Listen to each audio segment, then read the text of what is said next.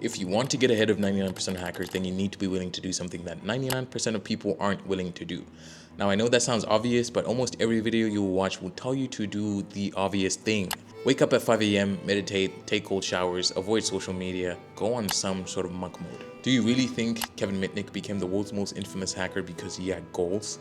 You think Peter Zeko, who went from the loft to the White House, was just super good at journaling? Sure, all these things may help, but in reality, they may actually be slowing you down. Some of the best hackers I know sleep during the day, eat like raccoons, and they barely know what day of the week it is half the time.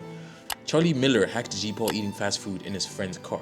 Dan Kaminsky, I hope I pronounced that correctly, he used to take long walks in the middle of the night just to think through DNS cache poisoning. If it's advice you can find in a 10-minute YouTube video, is probably not going to put you in the top 1%. Now, saying that's not good for me who's making a potentially few minute long video, but stick with me, I have a point, and I'll reiterate it. To become more successful than everyone else, you have to do what everyone else does not do.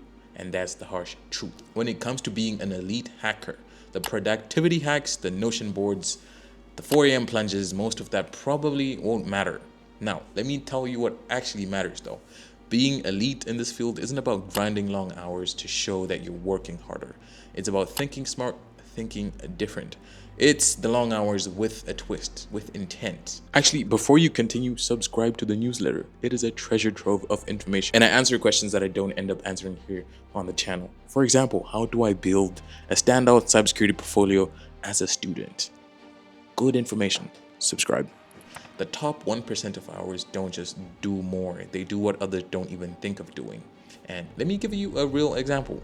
The difference between my mindset level and that of my tech leads, the senior guys on my team, is that they will spend what I think to be ridiculous amounts of time looking at small details. They will go through an entire code base and find 5 more issues after I've looked at it and found just 5 bugs, for example. That's where you see the difference in intent. Sure, you can look at me and say skill issue, maybe, but sometimes it's just that I'm not willing to go as far or look as deep as they are. Well, let's take a different example. Cassie Ellis, founder of Bugcrowd.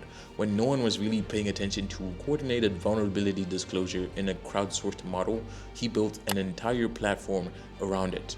A lot of people may have thought it was dumb. Now, Bugcrowd helps companies of all sizes manage their security with thousands of vetted and unvetted researchers.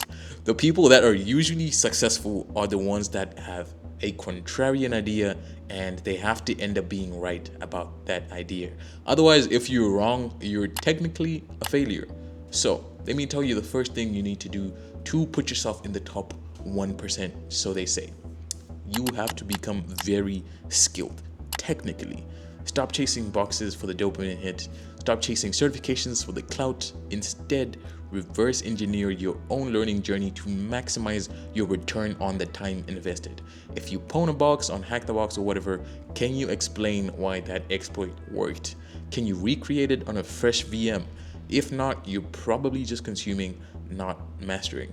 Use AI as a tutor. It is not going anywhere and it can help you quite a bit. It can generate a custom learning path tailored to your goals and learning styles for each topic you explore. You can ask it clarifying questions about things you don't understand to make sure you thoroughly understand everything you're learning. On this same note of becoming very technically skilled, one thing I see a lot of aspiring penetration testers do is avoiding code. But that's a gold mine that they're missing. Pick an open source web application on GitHub and try to break it. Not with Burp Suite at first, but by reading the code base. Learn its logic, find where it handles authentication, uploads, input sanitization, and the likes. This forces you to think and not to rely on flashy scanners, but on understanding. And in the process, you might find a few CVEs. By the way, I've linked a couple of articles in the description on CVE hunting if you're interested in that. Or you could just watch the video in the corner somewhere here. Moving on to the next thing that will help you level up and put you in the top 1%. I don't know why I keep saying it like that, but teach. Seriously, I said teach. Make a video, write a blog post, explain what you've learned to a friend or a stranger even. It forces you to confront gaps in your learning knowledge. If you can't teach what you just learned, you shouldn't be sure you necessarily own the knowledge. That's why people like Ipsec are so sharp. He doesn't just solve the hack the box machines, he explains them. Thousands have leveled up from watching him break down complex problems in simple terms. But think about each video that he's made. Videos that range from 20 minutes to an hour to even more than that sometimes. Imagine how much that compounds. But this leads us onto the last big piece of the puzzle. Hacking isn't a solo game.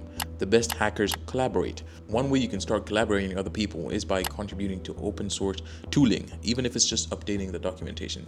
That's how you learn about workflows, tooling, and techniques you will never find in a course.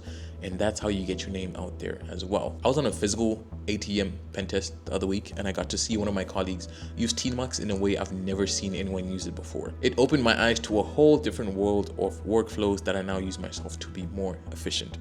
But before you sprint off to become the next Mr. Robot, here's something to sit with. Why you might not want to be in the top 1%. Because success doesn't fix your insecurities, it amplifies them. The more ahead you get, the more isolated you might feel.